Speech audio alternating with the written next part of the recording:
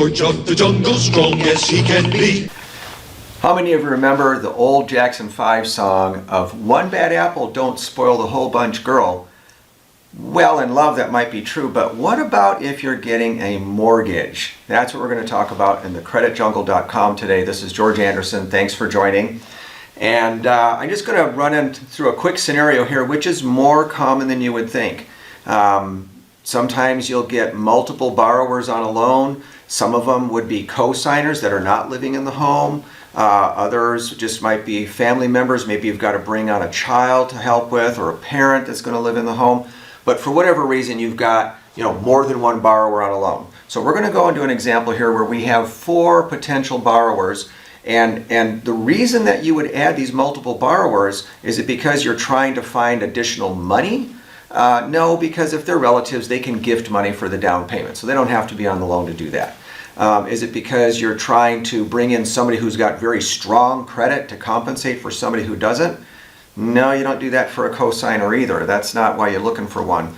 The reason that you would bring in multiple borrowers or co-signers onto a mortgage is for one reason and one reason only, and it's to provide additional income. So in this particular case, we need the income from all 4 borrowers here to be able to get into the house. We've got enough down payment, we've got the employment histories are sufficient, the debt ratios work, but then now we start pulling the credit reports. So borrower number 1, pretty good credit here.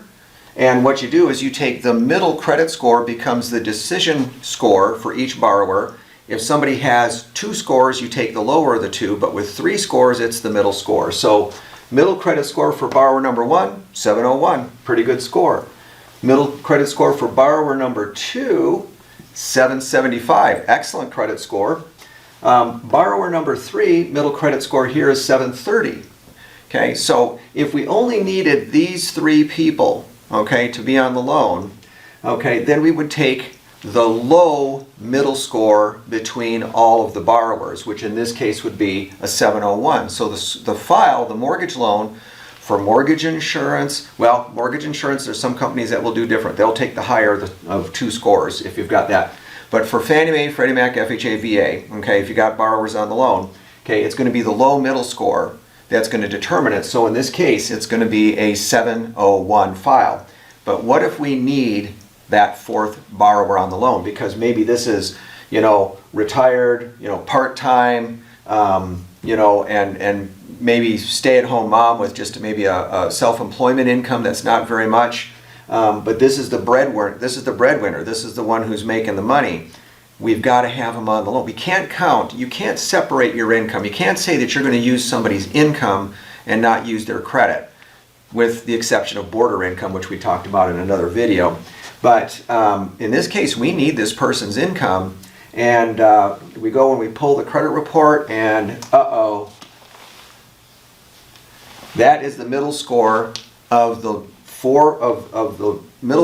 low middle score of all 4 borrowers. So the loan, for the entire loan, doesn't matter that if every single one of these other scores was 800, but the middle score for this borrower is 588, this loan, this is a 588 decision score for this mortgage loan. And depending on what type of loan you're applying for, that may not be very pretty, and it may not even be doable.